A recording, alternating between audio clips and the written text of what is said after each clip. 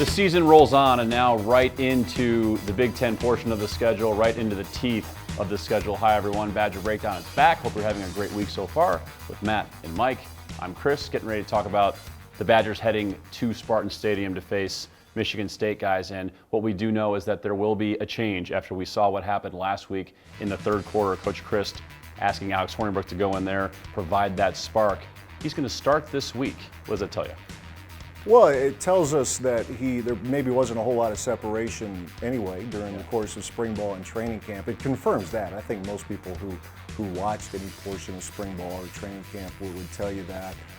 And I also think it's true, even though it's going to sound like coach speak, is that you still want to have Bart Houston ready to go.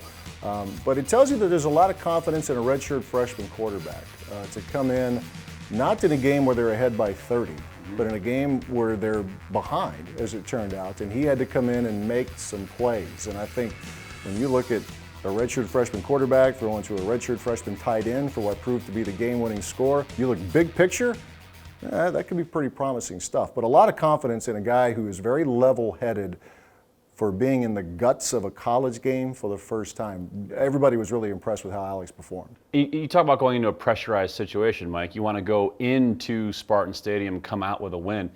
He went into Camp Randall, a team that he was down late there in the game, and came out with a win. That's pressurized too. He's getting a taste of that. Well, I just think he's ready to play. Yeah. I mean, we've seen him enough to know what his strengths are, and he puts a lot of work into preparation. He's diligent in how he prepares for practices, for games. That's one of his strengths. We've seen his ability to throw open receivers. He has a great feel and touch for the deep ball. We saw that last spring with some of the tosses he was able to complete. He's very poised to date in the pocket. He's going to see a different type of pressure against the Spartans, of course. But he's shown that he's a little bit unflappable, which is really an asset in this league. So I think there are a lot of reasons why he's ready. He's ready to get this opportunity now as a starter. And this is not to say that Bart is not going to be called upon again, because Paul has emphasized that. And Bart's done a lot of good things as well. If they are able to score on those opening possessions, touchdowns last week, if they're able to finish the drives, maybe if Bart has his number one tailback, a lot of things factored against him, which forced the change. It forced Paul to make that change, and then Hornibrook didn't let anybody down. He didn't disappoint. He came in and took advantage of his opportunity. Right. Not only finish those drives, keep the ball, no turnovers, finish them beyond that, score some points, and also just, Coach wants this team to move the ball, stay on the field, right? Let's kind of boil it down to even a little more simpler. Stay on the field, something you have to do when you're going in for your first true road test against the toughest team probably that they've faced so far this season. Well, yeah, I think so. I mean, I think LSU can be pretty good, especially defensively, and has been pretty good. But this Michigan State team, they have weapons at every level. Malik McDowell, defensive tackle, nose tackle, they can move them all over along the defensive line. Very good linebackers. Secondary's been pretty good as well. But we see with this Badger team, it's a little bit up and down. The LSU game didn't finish some drives. It nearly came back to haunt them. Clicked on pretty much on all cylinders against Akron, but last week maybe took a step back, or not maybe, they did take a step back by settling for field goals, fumbling at the one. But as Chris says, it's you only learn so much about a team in these early stages. They're still building. You're not going to get that finished product right now. But the thing that that any coach is going to look for is consistency. When you get it deep, when you get it inside the 20, stick it in the end zone more often than not.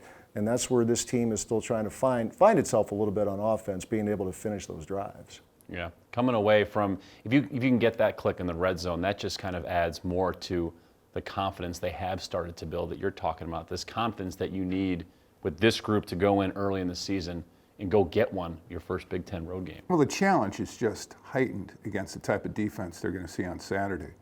I mean, it's very unforgiving against the run. They've got linebackers who are always going downhill, attacking, aggressive. This is pretty vintage Michigan State defense, as Matt alluded to. They have star power at each level of the defense. And it's no different, and we know how D'Antonio likes to play it. He's going to test your manhood. Mm-hmm. And there are a lot of characteristics between these two programs about physicality on the line of scrimmage. And I think everybody would agree this is going to be determined right on the line of scrimmage. Yeah, they're really good, but like Wisconsin, they've had stretches where they didn't play all that well. The first game of their year against Furman, an FCS team, Michigan State seemingly is in control of the game, but a lot of penalties. Had 10 penalties for 120 yards in that game, turned it over a couple of times, and well into the fourth quarter, it was a one-score game. So there are some similarities even this year with these two teams going in.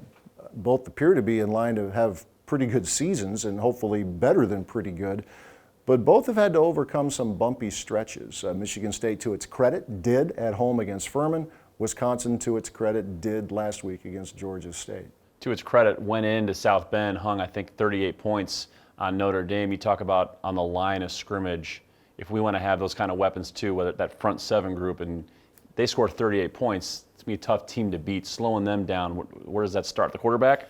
Quarterback is pretty good. He's a fifth-year senior. He's had 3 whole starts, and the home game against Furman, road games last year at Ohio State, which Michigan State won on a last-second field goal, and then last Saturday against Notre Dame. But they have weapons pretty much all over. L.J. Scott is their featured running back. They have 2 other running backs they can roll in there, 2 other tailbacks. They, like Wisconsin, uses this thing called a fullback, which is kind of fun for people who've watched football for a long time. But L.J. Scott is the running back you're likely to see more often than not.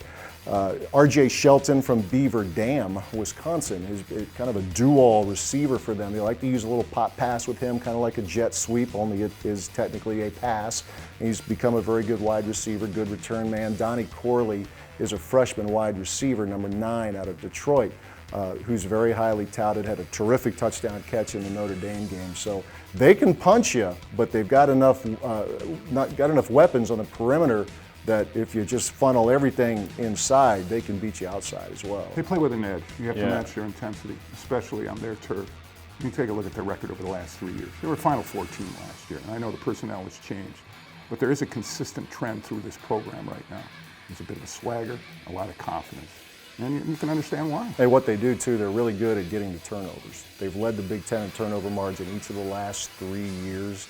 It's really early right now, and so the numbers, you just kind of tap the brakes on taking a deep look at turnover margin. But part of the reason why Michigan State has been so good for a while is they're going to turn you over a lot more often than they're going to get turned over. So that's it's almost always a key in football, but something you really want to watch this week. So T.J. Edwards, he tested the waters against Akron, started against Georgia State, was out there. So he's probably back to where he wants to be, at least right now in the season. That secondary growing up a little bit every time they're on the field together. Signs that indicate to you guys this defense has rebounded from some of the hits it took early on. Well, I thought a positive sign was actually how it responded to some negativity on last Saturday against Georgia State. I mean, they were rolling along. Georgia State couldn't move the ball against them until suddenly it did in the second half, and they were getting a couple touchdowns, a field goal. But then when they had to get the 2 stops at the end of the game, they did. Twice already in these first 3 games, the defense, it's been on them in the closing minutes to seal the game, and they've done it. Front 7 continues to play well. Secondary continues to grow, but as Mike said, this is maybe a little different animal here. I think Michigan State is the best team they've faced so far. I guess we'll hold judgment, or I'll hold judgment on LSU. Yeah. But just the weaponry that Michigan State has on offense will make this, I think, for the most difficult test so far. And there's an old Alvarez axiom that when you play on the road in this conference in particular, you need to pack your defense first, then your special teams, and then your offense will come along with you. Yeah, maybe generate a turnover, maybe steal a possession.